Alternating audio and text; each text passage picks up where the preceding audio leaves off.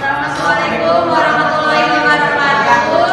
Kami dari kelompok 3 akan membahas pertemuan dulu yaitu konsep motivasi. Nama saya Kevin Samuel Soekarno.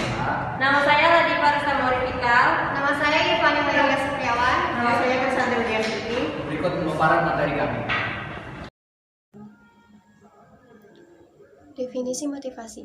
Motivasi merupakan sikap dan nilai yang dapat mempengaruhi individu untuk mencapai keinginan dengan memberikan kekuatan untuk mendorong individu dalam mencapai tujuan yang diinginkan.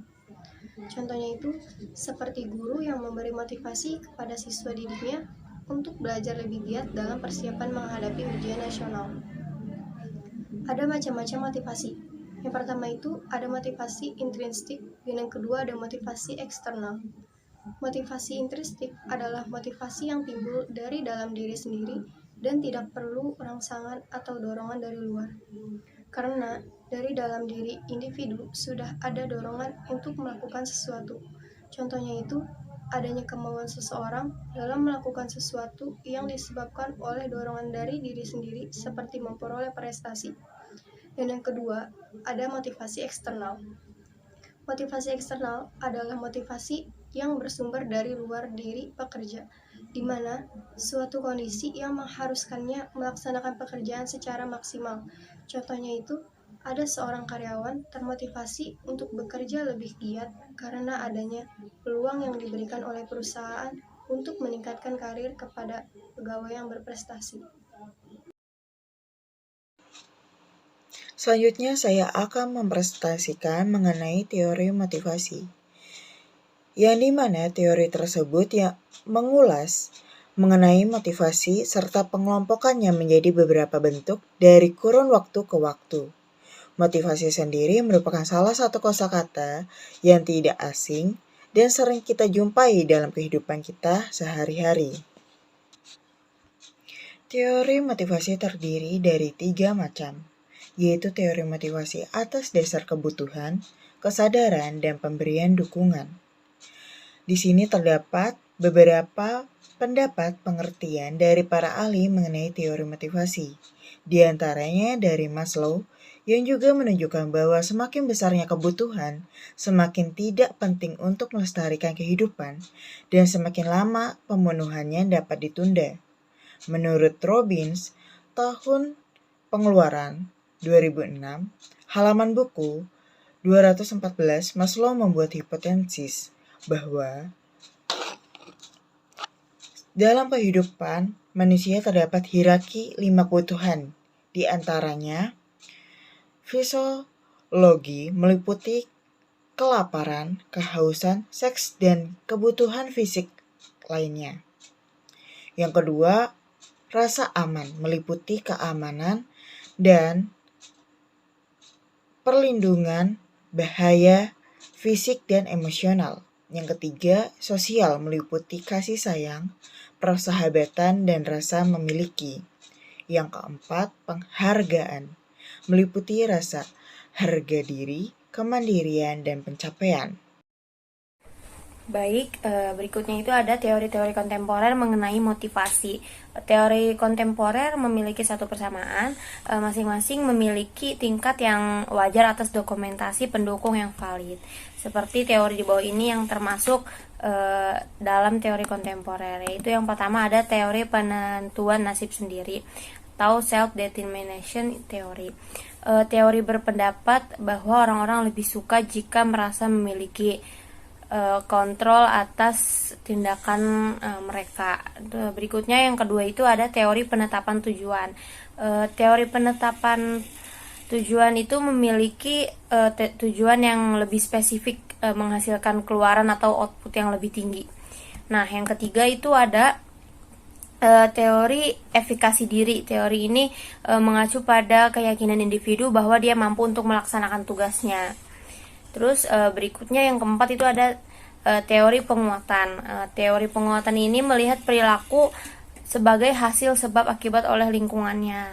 Kemudian teori keadilan atau keadilan organisasi. Teori ini membandingkan antara input dan output. Contohnya seperti gaji, promosi, dan lain-lain. Inputnya dia tuh sesuai enggak sama outputnya, kayak gitu. Terus yang terakhir ada teori ekspektansi. Teori ini tuh menyatakan bahwa kekuatan bergantungan pada ekspektansi yang diberikan. Teori ini juga memusatkan perhatian pada 3 hubungan. Hubungan upaya kinerja, hubungan kinerja imbalan, dan hubungan imbalan tujuan pribadi. Nah, berikutnya itu ada macam-macam motivasi. Menurut Monk dan Knors dalam Dimyati dan Mudijono pada tahun 2006 menjelaskan macam-macam motivasi, yakni motivasi intrinsik, wujudnya dalam bentuk motivasi berprestasi. Faktor internalnya yaitu minat khusus bagi seorang untuk diinginkan adalah unik baginya. Jadi kalau dia diinginkan oleh orang lain itu unik untuk dirinya gitu. Yang kedua itu faktor internalnya pentingnya keinginan untuk maju mengembangkan diri. Jadi semakin dia banyak keinginan, semakin ada dorongan atau kemauan untuk mengembangkan dirinya. Dan ada faktor eksternalnya yaitu intensif untuk perilaku seseorang yang berada di luar tindakan yang ia lakukan.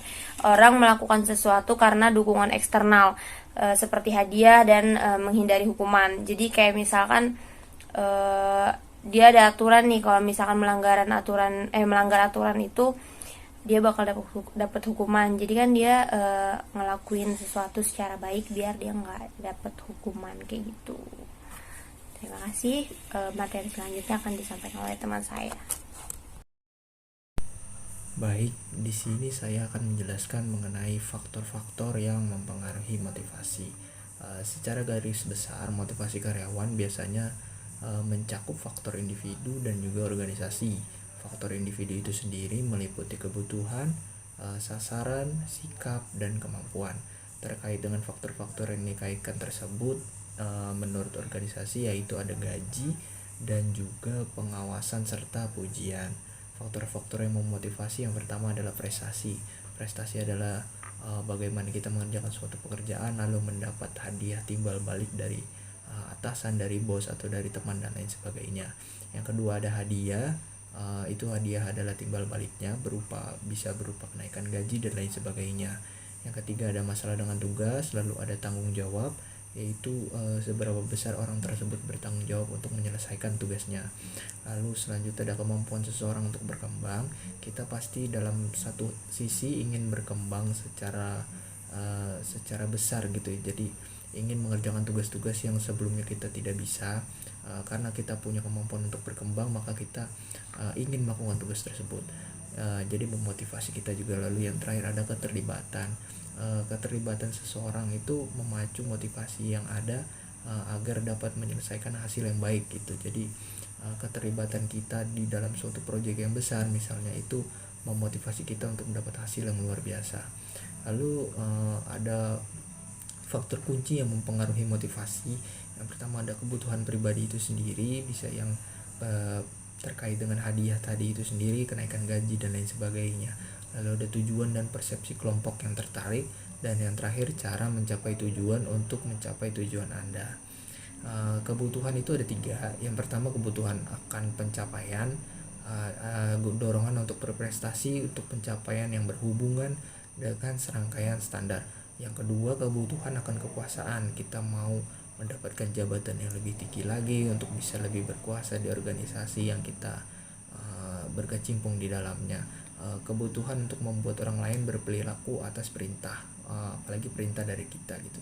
Lalu yang ketiga terakhir kebutuhan akan afiliasi, adalah keinginan untuk hubungan yang penuh persahabatan dan interpersonal yang dekat. Sekian itu saja dari saya. Sekian itu saja presentasi dari kami. Kurang lebihnya mohon maaf. Wassalamualaikum Assalamualaikum warahmatullahi